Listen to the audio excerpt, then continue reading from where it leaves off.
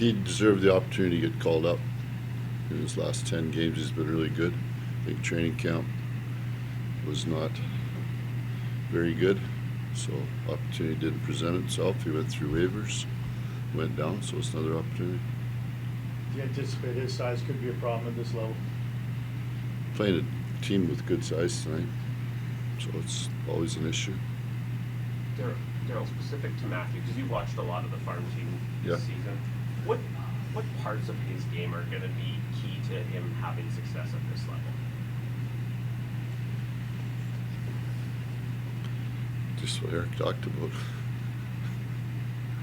He's got, he's an awesome kid. He's got an awesome skill set, right? And he's a really good competitor. So the next part is the size. That's clear. Oh, Daryl, how do you take some of that success we saw in that homestand here on the road, and how crucial these kind of 3 games here away from Sutter? I'm not looking past tonight. I mean, it's not about 3 games, it's about the last game and the next game. So I think our attention to detail has been really good. I think our compete levels have been really good, so we want to do that. We want to get our I think our pace, not so much pace of skating, but our moving the puck has slowed down a little bit, so we want to get better at that. So, show guys those situations and how to get through them, and then prepare for the type of team you're playing.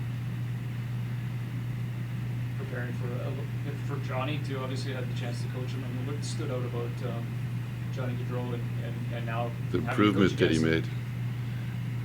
The improvement that he made.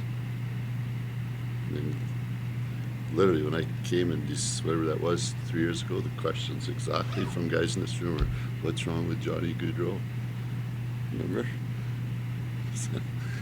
What's wrong with Matthew Tkachuk? Well, if you just do it. Johnny last year, his numbers last year, first of all, I was told he couldn't check. Well, he was plus 64 last year.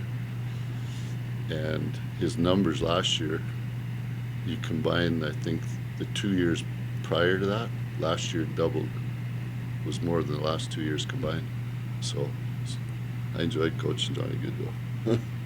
I've seen him evolve into what I said lots last year, 200-foot player. Jacob Markstrom, no question in your mind, he's ready for this? Oh yes, of course. He was ready. I was, I think not so much he's not ready. I just think that Vladdy was starting to, seen where it was just pushing it a little bit. What do you think of the relationship between Vladar and Markstrom? I think same as every good team, 2 goalies relationship. It's not unique or it's not special. You have a good team, your goaltenders are each other's closest ally, and they also know that they're competitive with each other. There's always going to be focus on Johnny, but what impact did Eric Branson's departure have? He had a career year last year, and I was really happy for him, right? He was a guy that was, we signed him late in that summer to a 1-year contract, which meant he was out there looking for, and it was a really good fit for him. I'd seen him in Anaheim when I worked there and knew what he was capable of if he was in the right system, right situation, and good for him. He maximized it, and good for him. He signed a 4-year contract. Was he part of that growth for Nikita too?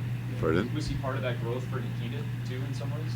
How much they played together last year? No, I don't think so. I think Z had come as advertised and all that. I think Goody was searching for his game in the right situation, and you just do that too. You can see last year was a unique year for him. It allowed him to do what he did in free agency. Dale, not that you have any room right now because your top 9 is all intact, but some people will say that Phillips would be better suited to be in a top 9 role. He's not ahead of any of those guys in the top 9 role, so that's a pretty much, that's a stretch. Yeah. I mean, this is National Hockey. Okay. Right? That's a stretch. Good. Yeah, I'm Thanks. pulling for him. That's the deal, right? I You think pull for everyone- those guys. So. everyone else-